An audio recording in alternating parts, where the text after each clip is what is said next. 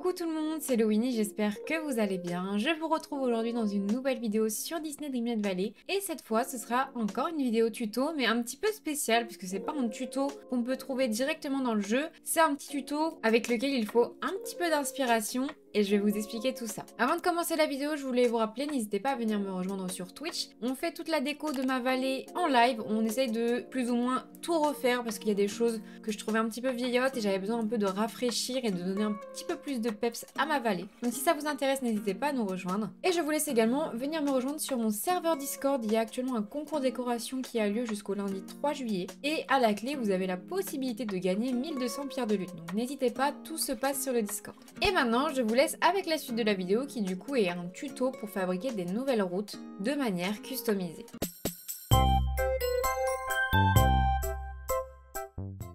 Alors, pour commencer cette vidéo, déjà, vous allez sûrement me demander, mais qu'est-ce qu'elle raconte? En gros, j'ai trouvé sur TikTok deux créations de routes via un tapis, donc on va aller regarder ça juste après, savoir comment on les fait. Et en fait, j'ai trouvé l'idée incroyablement bien. Je créditerai bien sûr les TikTokers via lesquels j'ai trouvé ces idées-là, bien sûr, parce que ça ne vient pas de moi, mais il va falloir qu'on le recrée nous-mêmes, et ça, c'est un petit peu plus compliqué. Nous voilà donc sur le jeu, et aujourd'hui, je vais vous présenter deux designs que j'ai trouvés, du coup, comme je disais, sur TikTok, et on va essayer de les refaire ensemble pour que vous puissiez comprendre les étapes. Mais je pense qu'à l'avenir, si jamais je trouve d'autres idées sur internet, j'hésiterai pas à vous en faire une vidéo. Mais en tout cas, déjà, ce qu'on a là, c'est plutôt pas mal, et ça peut embellir la vallée. Donc, premièrement, on a cette route, un petit peu autoroute, avec les traits plus le passage piéton. Et franchement, j'adore l'idée, c'est incroyable. Alors, j'ai pas terminé parce qu'en fait, il y a beaucoup de motifs à faire. Mais là, on va dire que j'ai fait le plus simple. Donc, les trois traits et le passage piéton, et vous allez vous dire mais comment faire cette route? En fait, c'est ce dont je vous parlais, le fait de customiser un meuble, et là en l'occurrence c'est le tapis. Donc pour cela vous allez dans personnaliser et vous allez pouvoir créer un motif sur un tapis. Donc là par exemple vous voyez j'ai déjà fait le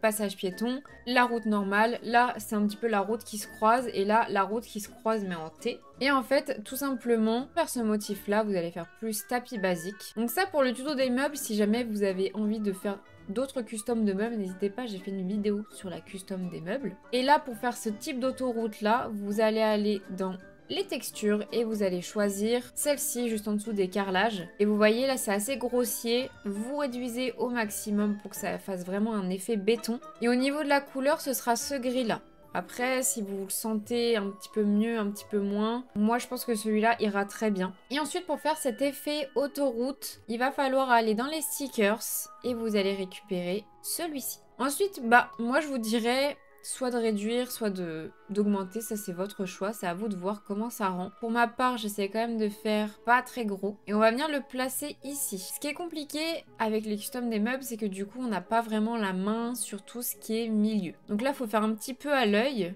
Là, ça m'a l'air pas mal au milieu, c'est bien. Et ensuite, pour aller plus vite, hop, je vais faire l'effet miroir, au moins ça arrive de l'autre côté. Imaginons on veut refaire l'effet passage piéton. Alors c'est vraiment un petit peu compliqué et délicat, mais je me dis vous pouvez y arriver. On reprend la même forme. Là pour le passage piéton on peut augmenter. Là celui que j'ai fait est assez serré, mais vous pouvez très bien faire moins de bandes. Et on va dire moins collé aussi au bord.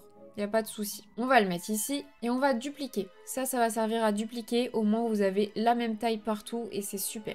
Ensuite au niveau de l'espacement, vous verrez à la fin comment ça rend. Des fois, on voit que c'est pas droit ou alors que c'est trop espacé à un endroit, etc.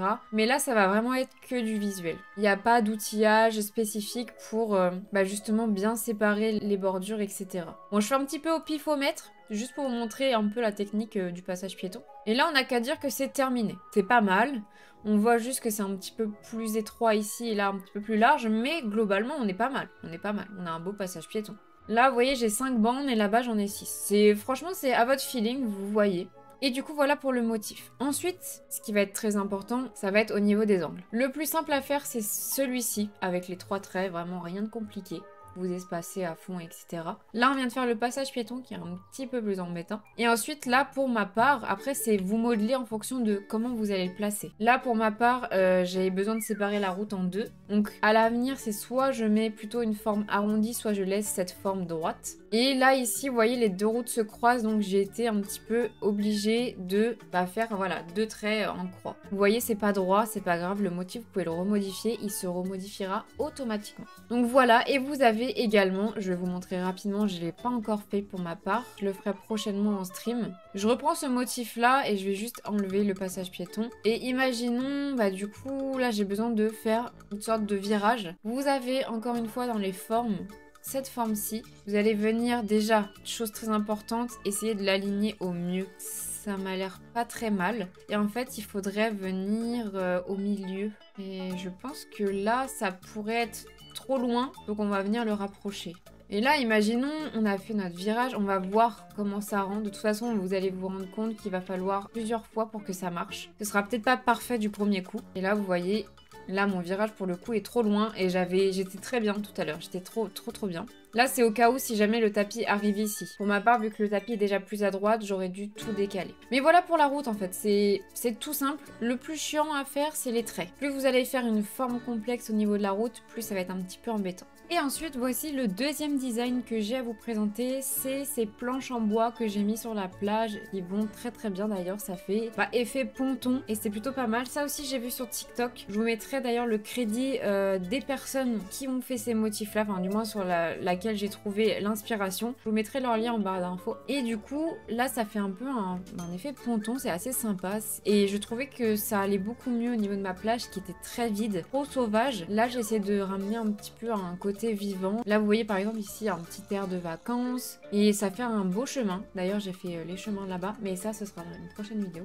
Et du coup, pour aujourd'hui, je vais vous montrer comment faire ce sol là. Alors c'est légèrement plus compliqué que l'autoroute que je vous ai montré juste avant. Déjà la base, toujours aller venir chercher la texture. Et du coup on va prendre celle-ci. Là après vous faites comme vous voulez, soit vous laissez plutôt les ronds de ce sens là, ou vous pouvez tourner pour que ce soit dans le sens du chemin. Moi je trouve ça plus joli comme ça et j'ai réduit au minimum. Et ensuite pour les couleurs on va venir prendre ici celle-ci et ensuite pour la deuxième c'est tout au bout. Ça fait un effet ponton de plage, c'est pas mal. Mais il nous manque le plus important qui fait vraiment cet effet ponton sur le sable, c'est encore une fois de jouer avec les formes. Alors cette fois c'est à la fois plus simple et plus compliqué, je vais vous montrer pourquoi. On va venir prendre cette forme là et là on va venir comme ceci. Là vous voyez elle est répartie partout. On va essayer de faire en sorte que ce soit assez équilibré des deux côtés, là ça m'a l'air pas mal. Ensuite au niveau de cette forme là, bon n'importe laquelle, vous allez venir dupliquer.